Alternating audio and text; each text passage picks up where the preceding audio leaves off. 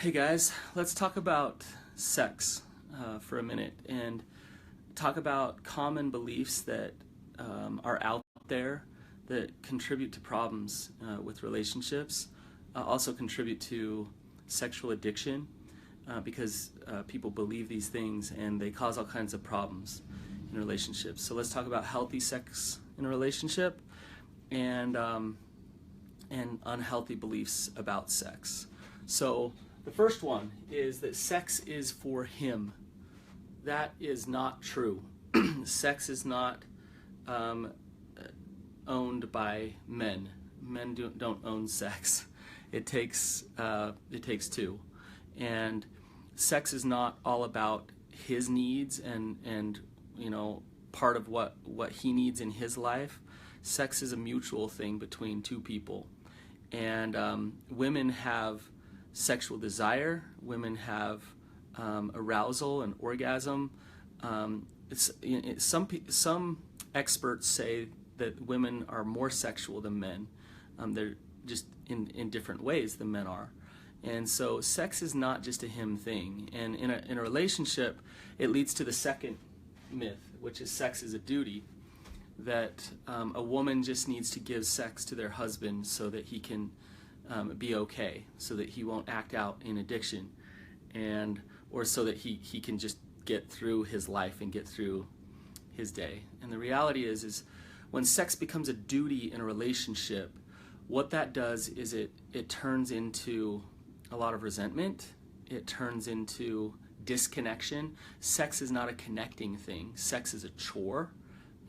It's something that has to be done. It's like doing the laundry or doing the dishes, and it's not about the woman in any way. It's just about a duty to fulfill his needs, and it causes problems. Now, I do believe that sex is a very important part of a healthy relationship, and sex is about connection. It's about loving somebody and wanting to connect with them in all ways, spiritually, physically, emotionally. And so sex is an important part of a relationship. It's not a duty that a woman needs to fulfill for her husband. Next myth that causes problems, and this one might bring up some emotion and be confusing, but I think we all know it. It's just kind of taboo and something that nobody wants to say. But the myth is that you should only be sexually attracted to your spouse. That's a myth. Should you only be sexually attracted to your spouse? No. And the reason is because we're sexual beings and we have sexual attraction. We're all sexually attracted to people. It's how we're designed. Now, it's really helpful to be faithful to your spouse. It's very important to be faithful to your spouse, not to act out sexually outside of your committed relationships and the commitments that you've made. But the reality is you're sexually attracted to multiple people.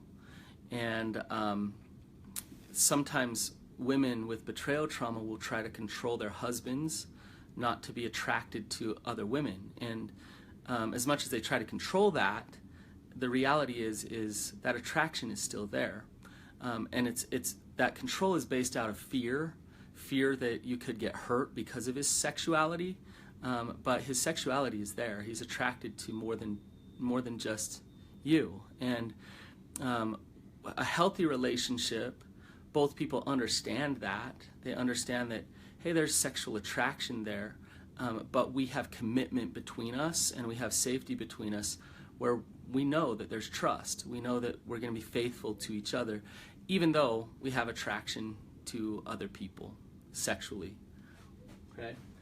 Next one is, and this one is kind of broad and far-reaching, but there's a belief that sex is bad, that sex in some way just equates to shame. Sex is perverted, it's disgusting, it's just wrong, and there could be nothing further from the truth.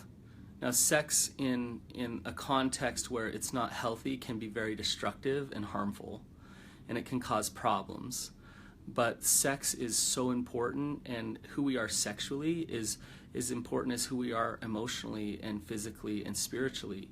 And sex is not bad, and being sexual is not a bad thing, as long as you keep it within the right context. And it's okay for us to be sexual beings. And people get very triggered into shame when they talk about sex. I've spoken at churches, I've spoken to older generations, and people start to squirm in their chair a little bit just because I'm saying sex out loud, or just because I'm talking about us being sexual beings.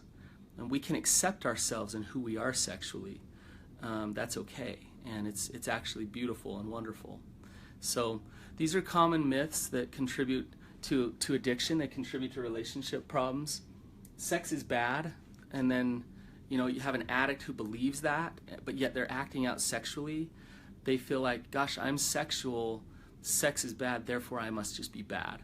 And that's when they start to disconnect, that's when they start to hide, and it's important that they start to love all of who they are, even who they are sexually as well. And so I just wanted to leave these thoughts with you about myths that contribute to problems, both with shame, with relationships, and with addiction. And hopefully it can shift your paradigm a little bit and help you think differently about connection and differently about sex.